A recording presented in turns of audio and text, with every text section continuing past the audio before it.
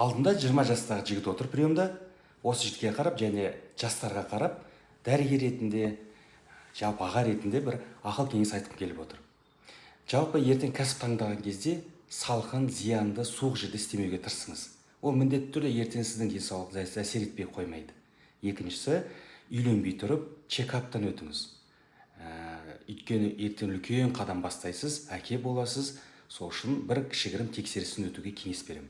Үшіншісі, әртүрлі порно контенттер, болмаса кездейсоқ жыныс қатынастардан бас тартыңыз.